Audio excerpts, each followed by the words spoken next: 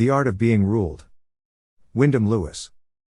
Original publication 1926. 1989 edition. Narrated by Skeptical Waves. Part 4. Vulgarization and Political Decay. Chapter 2.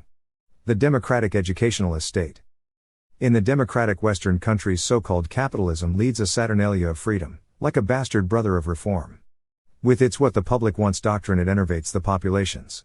It is now, when crushed with debt and threatened with every form of danger, without and within, that the Western countries are led in the great cities into a paroxysm of display and luxury. And the papers that call them to it with their massed advertisements admonish them on another page, which is quite safe, because they know it will be unheeded. It is not that, however, that need occupy us, for this contrast between our present growing beggardom and rapidly declining assets and our increasing splendor of appointment and personal display is a commonplace of our time. It is rather where the great system of what the public wants apes the system that is destined to supersede it, in all that wide, scientized field of progressive vulgarization, social debate, social change arriving in half measures and strangely arbitrary compromises, that it is necessary to scrutinize it. And, to start with, the whole principle of vulgarization, on which we have already touched, must be briefly related to the ground we have already covered. Education consists, of course, of a decade of soaking in certain beliefs and conventions. The Jesuits considered that the first 6 years of life sufficed. However this may be, it is of course a soul, and not knowledge, that education signifies. It is character stimulus, and actually the reverse of mind stimulus, that popular education sets out to provide. All education begins with reading and writing, and it is principally by means of reading that the education gradually comes.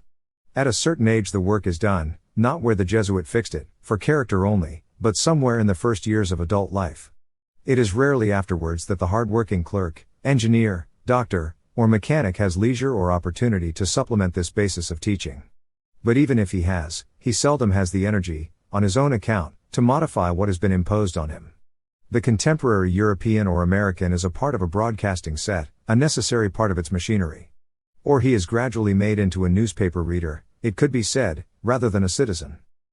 The working of the democratic electoral system is of course as follows.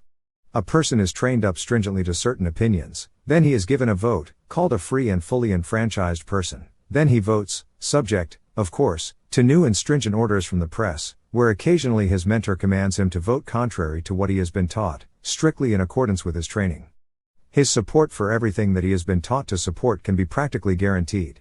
Hence, of course, the vote of the free citizen is a farce, education and suggestion, the imposition of the will of the ruler through the press and other publicity channels, cancelling it.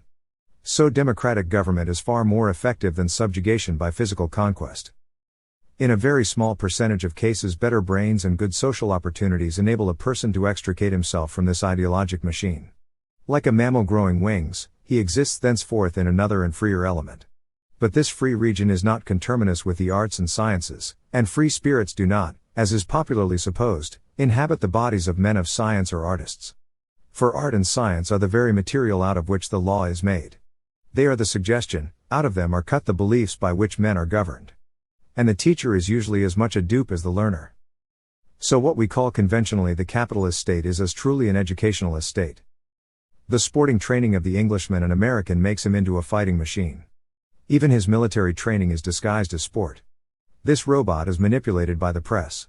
By his education he has been made into an ingeniously free-looking, easy-moving, civilized, gentlemanly robot. At a word, or when sufficiently heated by a week's newspaper suggestion, at the pressing of a button, all these hallucinated automata, with their technician-trained minds and bodies, can be released against each other.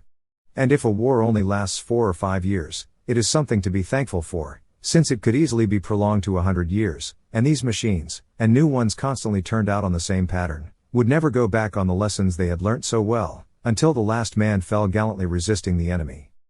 Within 10 years England would be at war with Scotland, mad as that may sound at first sight, if the propaganda and educational channels received orders to that end. If you believe that it would be impossible to stir up on either side of the Scottish border race feeling, through 10 years, by acrimonious chatter in the press, frictions, small acts of violence and reprisals, appeals to history and its old feuds, patriotism and clinism, so that in the end it culminated in war, you are certainly mistaken. The organization of suggestion and the power of education are so perfect today that nothing, given a little time, is impossible. When the vast populations of Asia have been similarly organized, athleticized, introduced to sport, trained as Boy Scouts and Asiatic guides, the same will apply to them, the Japanese being for Asia what I have said Russia and Italy are for us. All this great power in the hands of people whose intentions were charitable, not wicked, and they would instantly make, with all the resources of modern science, a paradise of the earth. The utopia of the philosophers would then come true. When the present many-sided revolution is complete and worldwide, and competition no longer exists between rival groups of exploiters, that state of affairs should be a reality. But between then and now much water will flow under the bridges of the Thames, Seine, Spree, Danube, Manzanares, Liffey, Clyde, Tiber, and Hooghly. And unless mankind hastens to its unification under one unique control, far too much blood will flow with it.